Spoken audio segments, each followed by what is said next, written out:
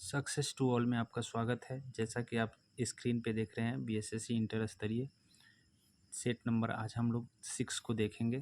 Set number 6 ये इडुटेरिया का set practice है। हमने प्लेटफॉर्म और ज्ञान बिंदु जीएस एकेडमी का करा दिया है। यदि आपने नहीं देखे हैं तो हमारे चैनल से आप देख सकते हैं। तो चलिए बिना देर किए हम चलते हैं सेट नंबर 6 के डिस्कशन की ओर। फ्रेंड्स, मैं आपको बता दूं कि अब वो दिन दूर नहीं है कि आपका एग्ज़ाम जस्ट तुरंत नोटिफिकेशन आ जाए। इसीलिए आपको तैयारी अब बेस्ट रूप से कर देना चाहिए और प्रत्येक दिन एक एक सेट लगाना ज़रूरी है। तो चलिए हम पहले 6 नंबर सेट को देखेंगे। पहले प्रश्न की ओर बढ़ते हैं। पहला प्रश्न आपसे बोला है कि फुहारा निम्नलिखित में से किस सिद्धांत पर कार्य करता है। तो इसका राइट आंसर बर्नौली का सिद्धांत हो जाएगा।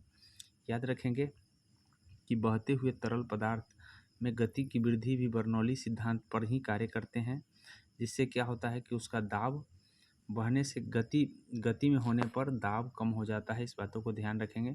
फुहारा भी इसी सिद्धांत पर कार्य करता है। अगले प्रश्न की ओर बढ़ेंगे। नेक्स्ट प्रश्न दूसरा है, डॉक्टरों द्वारा आँख, कान, नाक एवं गले के निरीक्षण में किस दर्पण का प्रयोग किया जाता है। तो ध्यान रखेंगे यह अवतल दर्पण का प्रयोग किया जाता है। इस बातों को ध्यान रखेंगे। अवतल दर्पण की बात करें तो प्रतिबिंब वास्तविक और आभासी दोनों ही बनाते हैं और डॉक्टर इसका आँख, कान, गला और नाक को निरीक्षण करने में करते हैं। अगले प्रश्न की ओर बढ़ेंगे और नेक्स्ट प्रश्न है, गुरुत्वाकर्षण के सार्वभौमिक नियम का प्रतिपादन किसने किया था। तो याद रखेंगे इसका राइट आंसर न्यूटन हो जाएगा। गुरुत्वाकर्षण के सार्वभौमिक नियम देने वाले न्यूटन हैं। इसने दो पिंडों के बीच लगने वाले आकर्षण बल के परिणाम को बताए हैं और बताए हैं कि जो बल होता है वो दरम्यान के गुणनफल के समानुपाती तथा उनके बीच के दूरियों के वर्ग के व्यक्त क्रमानुपाती होता है। इस बातों को ध्यान रखेंगे। अगले प्रश्न की ओर बढ़ते हैं। नेक्स्ट प्रश्न है कि वर्षा के दौरान बारिश की बूंदें कैसे गिरती है। तो एक समान त्वरण से वर्षा की बूंदें जो है ना बारिश के दौरान गिरती है। बारिश का जो बूंद गोलाकार होने का मेन प्रमुख रीजन पृष्ठीय तनाव है। इस बातों को ध्यान रखेंगे और यह एक चमत्कार है। इस बातों को ध्यान रखना है। नेक्स्ट प्रश्न की ओर बढ़ेंगे और वीडियो टेप रिकॉर्ड का आविष्कार किसने किया है। तो वीडियो टेप रिकॉर्ड का आविष्कार आपको ध्यान रखना है चार्ल्स गिन्सबर्ग ने किया था। अगले प्रश्न की ओर बढ़ेंगे। नेक्स्ट प्रश्न नंबर है एक्वारेजिया। एक्वारेजिया किसका मिश्रण है। तो एक्वारेजिया में HCl और HNO3। इसके राइट आंसर सी हो जाएंगे। इसका जो अनुपात होता है 1:3 में होता है। ये भी आपको ध्यान रखना है और गोल्ड और प्लेटिनम इसमें गल जाते हैं। अगले प्रश्न की ओर बढ़ेंगे और नेक्स्ट प्रश्न आपका है प्रकाश की तरंग को मापने की इकाई क्या है। तो प्रकाश की तरंग को मापने की इकाई एंगस्ट्रम है। इस बात को ध्यान रखेंगे। एक एंगस्ट्रम का मतलब होता है 10⁻⁻10 मीटर। इस बातों को भी ध्यान रखेंगे और आपको ध्यान रखना है कि तरंगदैर्घ्य के सामने के समान वाले दो क्रमागत बिंदुओं की दूरी तरंग के समान काल वाले दो क्रमागत बिंदुओं की दूरी है। ये बिंदु तरंग शीर्ष हो सकता है और तरंग प्राण हो सकता है। अर्थात कहने का मतलब है शीर्ष और गर्त की दूरी को हम तरंगदैर्घ्य कहते हैं। इस बातों को ध्यान रखेंगे। ये आपका शीर्ष हो गया और ये गर्त हो गया और इस तरह से इस दूरियों को हम क्या कहेंगे तरंगदैर्घ्य। अगले प्रश्न की ओर बढ़ेंगे। किसी आदर्श द्रव की श्यानता कितनी होती है। तो किसी आदर्श द्रव की श्यानता 0 होता है। श्यानता से आपको ध्यान रखना है कि इसका जो मात्रक होता है डेकापॉइज या पॉइजली होता है। इसे पास्कल सेकेंड भी कहते हैं। श्यानता केवल द्रवों तथा गैसों का गुण है। द्रवों में श्यानता अणुओं के मध्य लगने वाले संसंजक बल के कारण होता है। तो इतनी बात आपको ध्यान रखना है। अगले प्रश्न की ओर बढ़ेंगे और नेक्स्ट प्रश्न है नीलम, जिसको रूबी कहते हैं, का रासायनिक सूत्र क्या है। तो नीलम Al2O3 का रासायनिक नाम, इसी को रूबी कहा जाता है। यह कृत्रिम भी बनाया जाता है।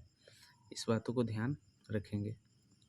अगला प्रश्न है, अमोनिया का एक गुण कौन सा है? अमोनिया का एक गुण आपको ध्यान रखना है कि यह हवा से हल्का होता है। इस बातों को ध्यान रखेंगे। यह जल में अविलय है नहीं, जल में विलय है। इस बातों को ध्यान रखेंगे। यह गंध रहित गैस है, गंध रहित नहीं, गंध इसमें होता है। इस बातों को ध्यान रखेंगे। और यह रंगीन गैस होता है, रंगहीन होता है, रंगीन नहीं होता है। तो इतनी बात ध्यान रखना है। नेक्स्ट प्रश्न की ओर बढ़ेंगे। प्रश्न नंबर 11 होगा। प्रश्न नंबर 11 देखिए। 11 में बोला है कि जल में अस्थायी कठोरता की उपस्थिति के कारण होते हैं। तो जल में अस्थायी कठोरता की उपस्थिति का कारण है, आपको ध्यान रखना है, मैग्नीशियम। अस्थायी अगर पूछे तो आपको ध्यान रखना है कि कैल्शियम और मैग्नीशियम के क्लोराइड एवं सल्फेट अस्थायी कठोरता के कारण है। वही अगर कैल्शियम और मैग्नीशियम के हाइड्रोजन कार्बोनेट लवण कहेगा तो वो अस्थायी का हो जाएगा। तो ध्यान रखेंगे, इसका राइट आंसर जो हो जाएगा ए, सोडियम और पोटेशियम के सल्फेट, अर्थात इसमें सल्फेट होते हैं सोडियम और पोटेशियम के, और इसमें कैल्शियम और मैग्नीशियम के भी सल्फेट होते हैं। इस बातों को ध्यान रखना है। अगले प्रश्न की ओर बढ़ेंगे। नेक्स्ट प्रश्न है आपका, मिलान करना है। देखिए इसमें मिलान हो जाएगा। 1 का मार्कोनी रेडियो का खोज किया है। जेल बेयर्ड आपको ध्यान रखना है, टेलीविज़न की खोज की है। वही ग्राहम बेल टेलीफोन का, और Thomas Alva Edison Graham phone की आविष्कार किया है। तो इसका सभी मिलान सही है। इस बातों को ध्यान रखें। अगले प्रश्न की ओर बढ़ते हैं। फ्रेंड्स, यदि आप तैयारी करना चाह रहे हैं तो 100% आपको प्रत्येक दिन एक सेट का सही डिस्कशन देखना जरूरी है, तभी आपका स्कोर बढ़ेगा।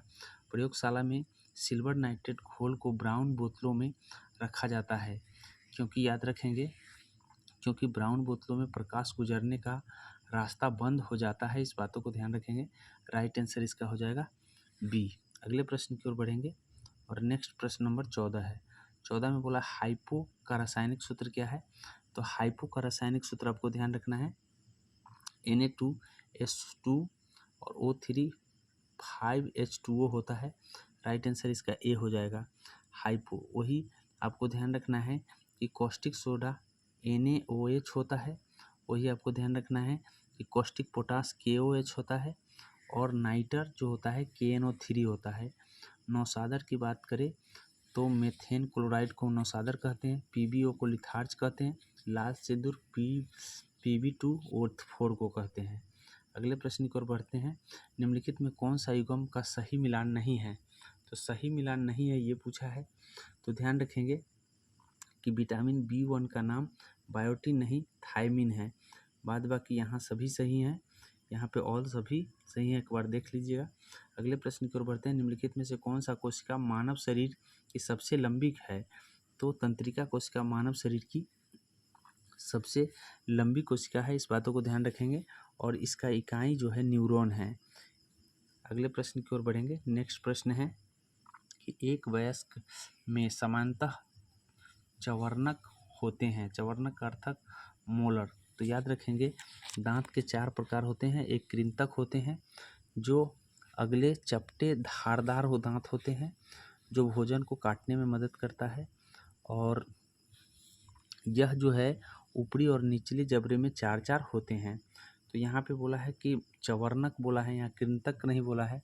एक रदनक होता है जो कृंतक से सटे हुए दांत होते हैं, जो भोजन को चीरने में मदद करता है, और ये जो है 2-2 दांत होते हैं ऊपर और नीचे। इस तरह से कुल 4 होते हैं। अग्र चवर्णकों की संख्या अगर बात करें तो यह 4-4 होती है। वही चवर्णक की बात करें तो 6-6 होती है। तो टोटल आपका हो जाएगा, टोटल 12 चवर्णकों की संख्या है। इस तरह से आपको ध्यान रखना है। अगले प्रश्न की ओर बढ़ते हैं, और नेक्स्ट प्रश्न नंबर आपका हो जाएगा 18। चलिए 18 प्रश्न नंबर की ओर बढ़ते हैं, और ये 18 है। 18 में आपसे पूछा है कि मनुष्य के शरीर में निम्नलिखित में कौन सा उत्सर्जी अंग नहीं है?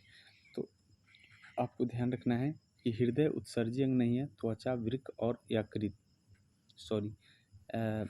सॉरी माफ़ कीजिएगा, आपका हृदय ही आपका जो है उत्सर्जी अंग नहीं है, और ये सभी उत्सर्जी किसी न किसी पदार्थ को उत्सर्जन करते हैं, इस तरह से उत्सर्जी अंग होते हैं। अगले प्रश्न की ओर बढ़ेंगे और नेक्स्ट प्रश्न है, निम्नलिखित में कौन सा मध्य कान का हड्डी है? तो मध्य कान का हड्डी आपको ध्यान रखना है, मैलियस भी है, इंकस भी है और स्टेपिज भी है, उपयुक्त सभी मध्य कान की हड्डी है। आगे बोला है कि किसी पेशी में संकुचनशील प्रोटीन होता है, तो किसी संकुचनशील प्रोटीन का नाम एक्टिन और मायोसिन होता है। इसका राइट आंसर ए हो जाएगा। अगले प्रश्न की ओर बढ़ेंगे और नेक्स्ट प्रश्न नंबर 21 है। 21 में आपसे बोला गया है कि फेफड़े से हृदय के लिए रक्त को ले जाने वाले रुधिर वाहिका को क्या कहा जाता है? तो फेफड़े से हृदय में तक ले जाने वाले रुधिर वाहिका को फुफ्फुस शिरा के नाम से जानते हैं। इस बातों को ध्यान रखना है। फुफ्फुस शिरा का काम है फेफड़े से हृदय की ओर ले जाना। वही आपको फुफ्फुस एक शरीर के हृदय की ओर, शरीर से हृदय की ओर ले जाने वाले रक्तवाहिनी को शिरा कहते हैं। एक होता है जो शरीर से हृदय की ओर ले जाता है, एक होता है जो फेफड़े से हृदय की ओर। तो फेफड़े से हृदय की ओर अगर जाता है तो उसको फुफ्फुस कहते हैं, लेकिन जो शरीर से हृदय की ओर ले जाता है उसको सिर्फ शिरा कहते हैं। और शिरा में अशुद्ध रक्त का बहता है, वही आपको धमनी में शुद्ध रक्त का बहता है। इस तरह से आपको इतनी बात याद रखना है। अगले प्रश्न की ओर बढ़ते हैं। निम्नलिखित में से किसका सहसंबंध रक्तचाप से है? तो रक्तचाप से संबंध आपको ध्यान रखना है कि अधिवृक्क का संबंध रक्तचाप से होता है। इस बातों को ध्यान रखेंगे। अधिवृक्क ग्रंथियां जो दोनों किडनी के शीर्ष पर स्थित है, छोटी त्रिकोणीय आकार है। इस बातों को ध्यान रखेंगे। अगले प्रश्न की ओर बढ़ेंगे और नेक्स्ट प्रश्न है कि पैराडॉक्सिन किस विटामिन को कहा जाता है? तो विटामिन B6 को पैराडॉक्सिन याद रखेंगे। कैल्सीफेरॉल इसको कहा जाता है, फ्लोक्विनोन कहा जाता है, और इस तरह से आपको सभी विटामिन को याद रखना है। अगले प्रश्न की ओर बढ़ेंगे और नेक्स्ट प्रश्न है आपका, नेक्स्ट प्रश्न नंबर आपका है, मनुष्य के शरीर में पसलियों की संख्या कितनी है? तो मनुष्य के शरीर में आपको ध्यान रखना है टोटल 12 जोड़ी पसलियाँ होती है। तो यहाँ संख्या पूछा, जोड़ी में नहीं, तो यहाँ राइट आंसर 24 हो जाएगा। 24 पसलियाँ होती है। इस बातों को ध्यान रखेंगे। अगले प्रश्न की ओर बढ़ते हैं और नेक्स्ट प्रश्न नंबर है आपका 25। गर्भनाल में कितनी धमनियाँ होती हैं? तो गर्भनाल में 2 धमनियाँ होती हैं। इस बातों को ध्यान रखेंगे। एक सीरा और एक 2 धमनियाँ तथा 1 सीरा होता है। सीरा पूछेगा तो 1 होगा और धमनियाँ पूछेगा तो 2 होगा। अगले प्रश्न की ओर बढ़ते हैं। निम्नलिखित में से किस बौद्ध भिक्षु के आग्रह पर महात्मा बुद्ध ने बौद्ध संघ में स्त्रियों को प्रवेश देने की स्वीकार कर लिया था? तो ये आनंद के कहने से बौद्ध भिक्षुओं को जो है, महिलाओं को बौद्ध भिक्षु संघ में शामिल कर लिए थे। अगले प्रश्न की ओर बढ़ेंगे और नेक्स्ट प्रश्न है, निम्नलिखित में से मगध के राज्यों के कालानुक्रम बताना है, काल अनुक्रम सजाना है। तो मगध के राज्य में आपको ध्यान रखना है हसीन, मोर, सुगा, कौवा याद रख लीजिए। हसीन, मोर, सुगा, कौवा, बस सब। तो ह से हर्यक वंश, म से मौर्य वंश, तो हर्यक वंश पहले हो जाएगा, फिर मौर्य वंश हो जाएगा, फिर हसीन, मोर, सुगा, कौवा, हसीन पहले होता है, मोर, हसीन। तो ह से हर्यक वंश, सी से शिशुनाग वंश, न से नंद वंश। तो यहाँ हर्यक वंश हो जाएगा, फिर शिशुनाग वंश हो जाएगा, फिर नंद वंश हो जाएगा, फिर मौर्य वंश। अर्थात 3 वाला लास्ट में होना चाहिए। 3 वाला यहाँ लास्ट में है, 3 वाला यहाँ लास्ट में है। तो कौन सा होगा? 3 वाला से पहले आपको हो जाएगा 1 वाला। तो 1 सी आपके सही आंसर हो जाएंगे। इस तरह से आपको ध्यान रखना है। अगले प्रश्न की ओर बढ़ेंगे। निम्नलिखित में साहित्यिक कृति तथा उनके लेखकों के साथ मिलान कीजिए। तो यहाँ पे मिलान करना आपको है, यहाँ सही मिलान हो जाएगा। कवि राजमार्ग आपको अमोघ वर्षम प्रथम हो जाएगा, अमोघ वर्षम प्रथम। और इस तरह से आदि पुराण जिनसेन हो जाएगा, आदि पुराण जिनसेन हो जाएगा। गणित सार संग्रह आपका है महावीराचार्य हो जाएगा। और अमोद वृत्ति जो है शाक्तायन हो जाएंगे। तो इस तरह से राइट आंसर देख लेते हैं कौन सा होगा। तो राइट आंसर इसका 28 का राइट आंसर सी ए हो जाएंगे।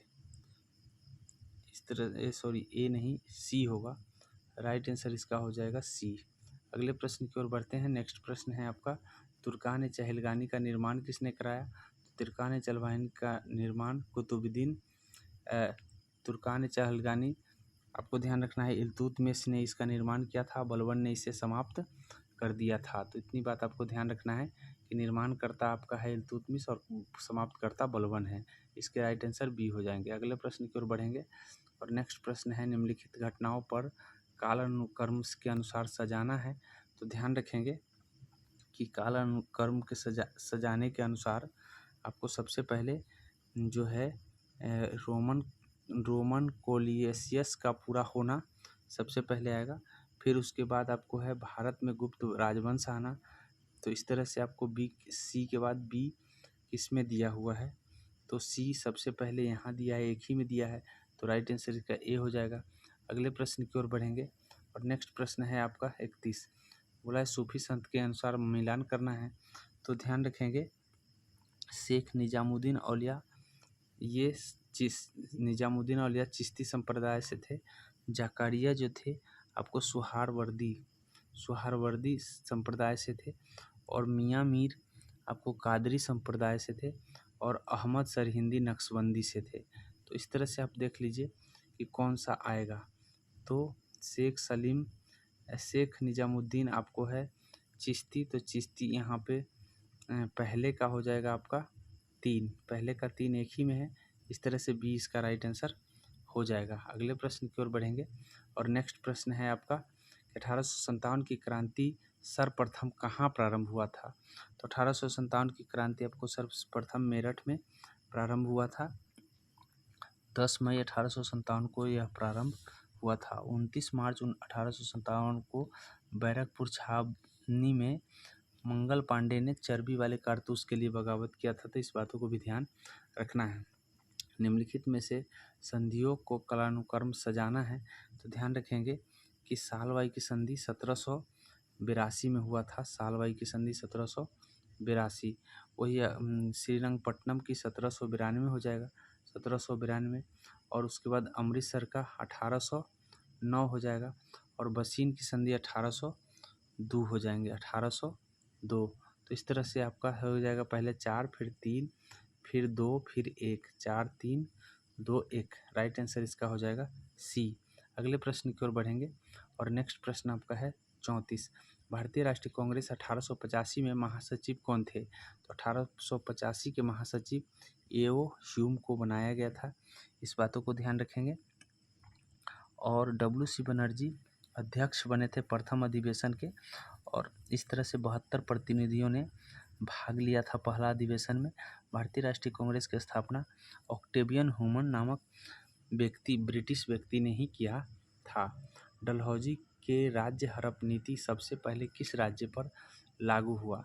तो सबसे पहले राज्य हड़प की नीति सतारा पर लागू हुआ था 1848 में। फिर जैतपुर 49 में, संबलपुर 49 में, बघाट 50 में 1850 में, और उदयपुर 1852 में, झांसी 1853 में, नागपुर 1854 में। इस तरह से आपको ध्यान रखना है। अगले प्रश्न की ओर बढ़ेंगे और नेक्स्ट प्रश्न आपका हो जाएगा 36। किस वायसराय के शासनकाल में पहला कारखाना अधिनियम पारित हुआ था? तो पहला कारखाना अधिनियम आपको ध्यान रखना है लॉर्ड रिपन के समय पहला कारखाना अधिनियम 1880 से 84 इसका कार्यकाल था, जिसमें 1881 में प्रथम कारखाना अधिनियम आया था। और वर्नाकुलर प्रेस एक्ट को 1882 में इसने ख़त्म कर दिया था। तो इतनी बात आपको ध्यान रखना है। अगले प्रश्न की ओर बढ़ेंगे। पंचशील सिद्धांत निम्नलिखित में से क्या नहीं है? पंचशील सिद्धांत में क्या नहीं है ये बताना है। तो 1837 में आपको ध्यान रखना है, सॉरी, पंचशील सिद्धांत में क्या नहीं है, तो ये हो जाएगा आपका गुट निरपेक्षता पंचशील सिद्धांत में नहीं आते हैं। नेहरू जी की विदेश नीति का मूल आधार पंचशील सिद्धांत था और यह पंचशील सिद्धांत का शांतिपूर्ण सहअस्तित्व सिद्धांत भारत तथा चीन के तिब्बत क्षेत्रों के बीच व्यापार परस्पर व्यवहार से है। 1954 में भारत चीन संधि औपचारिक रूप से प्रतिपादित हुआ था। इतनी बात आपको ध्यान रखना है। अगले प्रश्न की ओर बढ़ेंगे और नेक्स्ट प्रश्न है, मुद्रास्फीति के कारण किसको लाभ होता है? तो मुद्रास्फीति के कारण आपको ध्यान रखना है, ऋणी को लाभ होता है, कर्जा लेने वाले को लाभ होता है, देने वाले को घाटा होता है। अगले प्रश्न की ओर बढ़ेंगे, नकदी रिजर्व अनुपात जितना कम होगा बैंकों का उधार देने की गुंजाइश उतनी ही अधिक होगी। इस बात को ध्यान रखेंगे, अधिक नहीं दिया है, बड़ी होगी, यानी नकदी रुपया उनको कम जमा करना है तो उधार वो अधिक से अधिक दे पाएंगे। इस बातों को ध्यान रखेंगे। अगले प्रश्न की ओर बढ़ेंगे। अगला है, भारत में पहली जनसंख्या नीति कब घोषित हुआ था? तो 1976 में पहली जनसंख्या नीति घोषित हुआ था। इस बातों को ध्यान रखेंगे। बाद में 1981 में जनसंख्या नीति के कुछ संशोधन किए गए थे और इस तरह से जनसंख्या वृद्धि में कम लाना इनका उद्देश्य था और वर्तमान में नई जनसंख्या नीति 2000 लगाया गया है, 2000 लगाया गया है। इस तरह से आपको ध्यान रखना है। भारतीय संविधान के किस अनुच्छेद के तहत राज्य वित्त आयोग का प्रावधान किया गया है? तो राज्य वित्त आयोग का प्रावधान अनुच्छेद 243 आई में किया गया है। राइट आंसर इसका हो जाएगा सी। अगले प्रश्न की ओर बढ़ेंगे। उससे पहले मैं आपको बता दूं कि राज्य के राज्यपाल द्वारा प्रत्येक 5 वर्षों के लिए राज्य वित्त आयोग का गठन होता है और राज्य वित्त आयोग पंचायती राज और नगरपालिका के वित्तीय विषय पर रिपोर्ट देता है। अनुच्छेद 243 जे में पंचायतों को लेखा से संबंधित प्रावधान है। इस बातों को ध्यान रखेंगे। अगले प्रश्न की ओर बढ़ेंगे। नेक्स्ट प्रश्न है, भारतीय न्यायिक व्यवस्था में जब जनहित याचिका अर्थात PIL की शुरुआत हुई उस समय भारत के मुख्य न्यायाधीश कौन थे? तो PN भगवती। इसका नाम तो सभी जानते होंगे। राइट आंसर इसका हो जाएगा PN भगवती। आगे है, PIL का फुल फॉर्म जान लीजिए, पब्लिक इंटरेस्ट लिटिगेशन होता है PIL का पूर्ण रूप। अगले प्रश्न की ओर बढ़ेंगे। नेक्स्ट प्रश्न है आपका 43, निम्नलिखित में कौन सा रीट व्यक्तिगत स्वतंत्रता के रूप में जाना जाता है? तो व्यक्तिगत स्वतंत्रता के रूप में बंदी प्रतीक्षाकरण को जाना जाता है। यह बंदी को जो है काफ़ी संरक्षा करता है। यह एक रीट जिसमें गिरफ्तारी के तहत किसी व्यक्ति को न्यायाधीश का अदालत के सामने पेश किया जाता है। तो यह एक बहुत ही महत्वपूर्ण रीट है। अगले प्रश्न की ओर बढ़ेंगे और नेक्स्ट प्रश्न नंबर हो जाएगा आपका 44, भारतीय संविधान के सलाहकार, संवैधानिक सलाहकार के रूप में किसे जाना जाता है? तो BN राव को संवैधानिक सलाहकार के रूप में जाना जाता है। इस बातों को ध्यान रखेंगे। और प्रथम संसद सदस्य बने जिसमें से अस्थायी तौर पर सच्चिदानंद, अस्थायी तौर पर राजेंद्र प्रसाद और प्रारूप समिति के भीमराव अंबेडकर और संवैधानिक सलाहकार BN राव और उपाध्यक्ष हरेंद्र कुमार मुखर्जी बने थे। इस बातों को ध्यान रखेंगे। अगले प्रश्न की ओर बढ़ेंगे।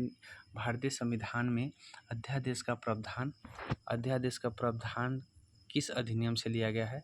तो भारत शासन अधिनियम 1935 से अध्यादेश का प्रावधान लिया गया है। अगले प्रश्न की ओर बढ़ेंगे और नेक्स्ट प्रश्न है आपका, प्रश्न नंबर होगा 46 नंबर प्रश्न में आपसे बोला है, निम्नलिखित में कौन सा मिलान असत्य है? तो याद रखेंगे, ये आपका मिलान मौलिक अधिकार भाग 3 में है, सही है। मौलिक कर्तव्य भाग 4 के A में है, सही है। आपात का बंद 20 में नहीं, भाग 18 में वर्णित है, इसलिए ये गलत है। और राजभाषा का संबंध भाग 17 में सही है। इस तरह से आपको ध्यान रखना है। अगले प्रश्न की ओर बढ़ेंगे। राज्य के नीति निर्देशक सिद्धांत के निम्नलिखित अनुच्छेद में से कौन सा अंतर्राष्ट्रीय शांति और सुरक्षा के सिद्धांतों से संबंधित है? तो ध्यान रखेंगे कि अंतर्राष्ट्रीय शांति और सुरक्षा से संबंधित अनुच्छेद आपका ध्यान रखना है कि अनुच्छेद 51 है। राइट आंसर इसका A हो जाएगा। इस तरह से आपको ध्यान रखना है। बात कर लेते हैं भारतीय संविधान के अनुच्छेद 51A में कहा गया है कि राज्य के अंतर्राष्ट्रीय शांति और सुरक्षा का बढ़ावा देने का प्रयास करेगा। बी कहता है राष्ट्रों के बीच न्याय संगत और सम्मानजनक संबंध रखेगा। सी कहता है 51C कहता है कि राज्य एक दूसरे के संगठित लोगों के व्यवहार में अंतर्राष्ट्रीय कानून संधि दायित्व के प्रति सम्मान को बढ़ावा देगा। अगले प्रश्न की ओर बढ़ेंगे और नेक्स्ट प्रश्न नंबर हो जाएगा आपका 48। निम्न में से कौन सा चुनाव निर्वाचन आयोग द्वारा संपादित नहीं होता है? तो निर्वाचन आयोग द्वारा स्थानीय स्वशासन नहीं होता है, ये राज्य निर्वाचन आयोग द्वारा किया जाता है। बाद बाकी सभी चुनाव आयोग द्वारा कराए जाते हैं। भारत की संविधान सभा ने राष्ट्रीय ध्वज को सर्वप्रथम कब स्वीकार किया था? तो राष्ट्रीय ध्वज को 22 जुलाई 1947 को स्वीकार किया था। वही राष्ट्रगान और राष्ट्रगीत कहेगा तो 24 जनवरी 1950 को। 26 जनवरी 1950 को हमारा संविधान लागू हुआ था। 26 नवंबर 1949 को याद रखेंगे हमारे संविधान को अंगीकृत किया गया था। आगे मिलान करना है, कौन सा मिलान होगा? तो इसका मिलान आपको ध्यान रखना है कि बांगियो फिलीपींस से संबंधित है। बांगियो जो है चक्रवात फिलीपींस से संबंधित है। वही हरिकेन आपको ध्यान रखना है, हरिकेन संयुक्त राज्य अमेरिका से संबंधित है। टाइफून आपको ध्यान रखना है, टाइफून आपका चीन होगा। वही बिली बिली ऑस्ट्रेलिया होगा। तो इस तरह से आप ध्यान कर लीजिए कि कौन सा आंसर होने वाला है। तो ऑप्शन आपका देख लीजिए, पहला आपका 3, ये 2 में है, उसके बाद 4 होगा। उसके बाद आपको ध्यान रखना है कि टाइफून चीन 2 में है। तो इस तरह से इसका राइट आंसर बी हो जाएगा। राइट आंसर इसका हो जाएगा बी। अगले प्रश्न की ओर बढ़ेंगे और नेक्स्ट प्रश्न नंबर आप देख लीजिए 51 है। निम्नलिखित में से कौन सा शीतोष्ण मरुस्थल नहीं है? शीतोष्ण मरुस्थल का मतलब होता है शीत और उष्ण में होने वाले मरुस्थल। तो ध्यान रखेंगे इसका राइट आंसर हो जाएगा सोनोरन। सोनोरन जो है आपका शीत मरुस्थल नहीं है, शीत उष्ण नहीं बल्कि शीतोष्ण मरुस्थल नहीं है। इस बातों को ध्यान रखेंगे। सोरेनसन मैक्सिको में विस्तृत गर्म मरुस्थल है, उष्ण मरुस्थल जिसमें को कहेंगे। और पेंटागोनिया एक शीत मरुस्थल है। इस बातों को ध्यान रखेंगे कि यह एक शीत मरुस्थल है। वही आपको ध्यान रखना है कि अर्जेंटीना में स्थित ये जो है पेंटागोनिया मरुस्थल अर्जेंटीना में स्थित है। काराकुम मरुस्थल तुर्कमेनिस्तान में है। और इस तरह से यह रेगिस्तान कैस्पियन सागर के पश्चिम के किनारे हैं। अगले प्रश्न की ओर बढ़ेंगे और नेक्स्ट प्रश्न नंबर होगा आपका 52। नियाग्रा जलप्रपात किस नदी पर स्थित है? तो नियाग्रा जलप्रपात आपको ध्यान रखना है सेंट लॉरेंस नदी पर स्थित है। अगले प्रश्न की ओर बढ़ेंगे। सतपुरा श्रेणी का निर्माण किससे हुआ? तो सतपुरा श्रेणी का निर्माण ग्रेनाइट और बेसाल्ट चट्टानों से हुआ है। इस तरह से आपको ध्यान रखना है। इसका राइट आंसर हो जाएगा सी इसके राइट आंसर हो जाएंगे। अगले प्रश्न की ओर बढ़ेंगे और नेक्स्ट प्रश्न होगा आपका 54। निम्न में महासागरीय धाराओं में से कौन सा प्रशांत महासागर से संबंधित है? तो प्रशांत महासागर से आपको कनारी धारा आप याद रखिए, फाँक लेबे, फा से फॉकलैंड, क से कनारी। इस तरह से फाँक लेबे जो है ना अटलांटिक प्रशांतीय जो है धाराओं में कौन प्रशांत महासागर से संबंधित नहीं है? वो सारे अटलांटिक महासागर से संबंधित है। बाद बाकी हम्बोल्ट प्रशांत से है, क्यूरोसियो प्रशांत से है, कैलिफोर्निया प्रशांत से है। अगले प्रश्न की ओर बढ़ेंगे। कर्क रेखा किस देश से नहीं गुजरती है? तो याद रखेंगे कर्क रेखा ईरान से होकर नहीं गुजरता है, मिस्र से, भारत से, म्यांमार से होकर गुजरते हैं। अगले प्रश्न की ओर बढ़ेंगे। निम्नलिखित में कौन सा एक भिन्न है? तो गुलाबी शहर जयपुर को कहा गया, सही है। महलों का शहर कोलकाता है। महलों का शहर आपको ध्यान रखना है कोलकाता है। बंगाल का शोक दामोदर है। सूर्य की नगरी जोधपुर है। तो इस तरह से इसका राइट आंसर आपका हो जाएगा बी। भारत के सर्वप्रथम मुख्य न्यायाधीश कौन है? तो भारत के सर्वप्रथम न्यायाधीश जो है एच.जे. कानिया जो है प्रथम मुख्य न्यायाधीश बने थे। अगले प्रश्न की ओर बढ़ेंगे। ग्रीन पीस क्या है? तो ग्रीन पीस आपको ध्यान रखना है ग्रीन पीस जो है पर्यावरण समर्थकों का एक अंतर्राष्ट्रीय संगठन है। इसका राइट आंसर सी हो जाएगा। अगले प्रश्न की ओर बढ़ेंगे और नेक्स्ट प्रश्न है कि मिलान करना है। तो मिलान करने में आपको ध्यान रखना है सलीम अली पक्षी विज्ञान से संबंधित है सलीम अली, और इस तरह से ईओ विल्सन जो है, ईओ विल्सन कीट वैज्ञानिक है। तो ईओ विल्सन आपको कीट वैज्ञानिक है। वही स्वामीनाथन कृषि वैज्ञानिक है। वही गॉडगिल आपका पर्यावरण शास्त्री है। तो इस तरह से आपको ध्यान रखना है कि 4-3-2-1 कहाँ लिखा हुआ है 4-3-2-1। तो देख लीजिए 4-3-2-1 आपका राइट आंसर डी हो जाएगा। अगले प्रश्न की ओर बढ़ेंगे और नेक्स्ट प्रश्न है इंडियन ब्यूरो ऑफ माइंस का मुख्यालय कहाँ स्थित है। तो इंडियन ब्यूरो ऑफ माइंस का मुख्यालय नागपुर में स्थित है। इसका राइट आंसर डी हो जाएगा। अगले प्रश्न की ओर बढ़ेंगे। स्वस्थाने क्या है।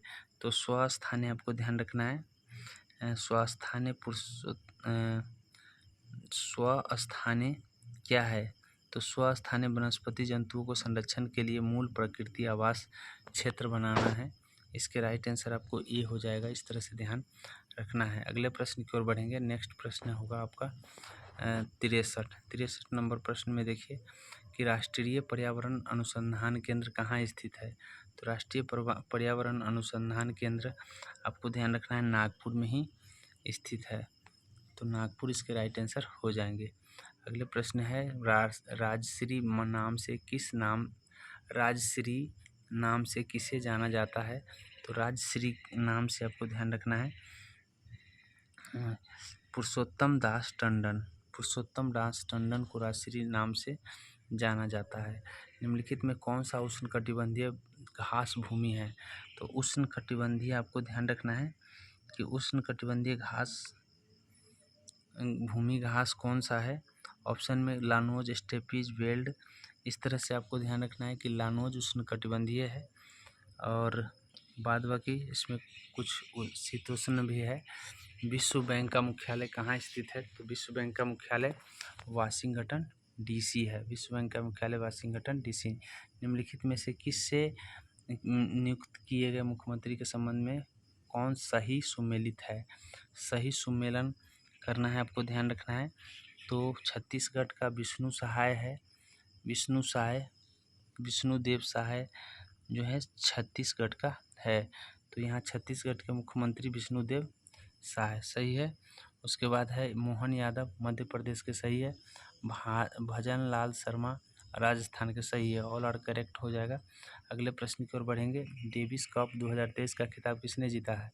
तो डेविस कप 2023 का खिताब इटली ने जीता है। अगले प्रश्न की ओर बढ़ेंगे। दिसंबर 2023 में देश की पहली हिमालय एयर सफारी की शुरुआत किस राज्य में हुआ है।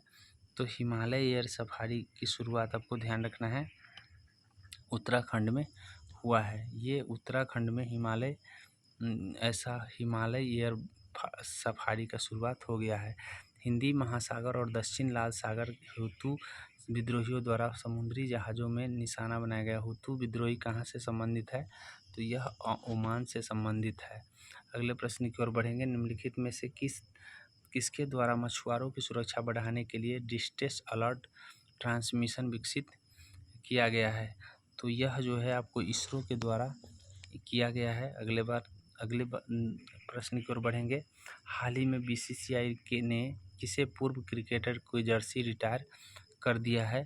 तो यह जर्सी रिटायर किया आपको ध्यान रखना है। ये आपको ध्यान रखना है कि महेंद्र सिंह धोनी ने बीसीसीआई से जर्सी रिटायर कर दिया है। तो फ्रेंड्स अब हमारे पास बस मात्र 5 प्रश्न बचे हैं। इसको आसानी से देख ले, 4 ही प्रश्न होंगे। तो इस तरह से आप देख सकते हैं। अब आपका जो है सेट ख़त्म होने वाला है, यानी जीके जीएस पार्ट हम अभी करा रहे हैं, मैथमेटिक्स पार्ट भी डालेंगे। तो आशा करते हैं कि आप दोनों ही पार्ट को देखेंगे। अगला प्रश्न है कि 2024 में किस राज्य के हटी समुदाय ने अनुसूचित जनजाति का दर्जा प्रदान किया है। तो ये हिमाचल प्रदेश अनुसूचित जनजाति का दर्जा प्रदान किया है। अगले प्रश्न की ओर बढ़ेंगे। फिल्म फेयर पुरस्कार 2024 के संबंध में सुमेलित नहीं है, ये पूछा है कि कौन सुमेलित नहीं है। तो इसके राइट आंसर आपको ध्यान रखना है, बेस्ट जो एक्टर है वो रणबीर कपूर नहीं है, इस बातों को ध्यान रखेंगे। सर्वश्रेष्ठ फिल्म की बात करें तो 12th फेल होगा। सर्वश्रेष्ठ अभिनेता रणबीर कपूर, सर्वश्रेष्ठ अभिनेता रणबीर कपूर। और सर्वश्रेष्ठ अभिनेत्री आलिया भट्ट है, सर्वश्रेष्ठ अभिनेत्री आलिया भट्ट। विशिष्ट निर्देशन विधु विनोद चोपड़ा है। इस तरह से आपको ध्यान रखना है। अगले प्रश्न की ओर बढ़ेंगे और नेक्स्ट प्रश्न है, हाल ही में हुई नियुक्तियों में कौन सुमेलित है? तो सही सुमेलित करके बताना है कि कौन सही सुमेलित है। तो अनीश दयाल आपको सीआरपीएफ का सही है।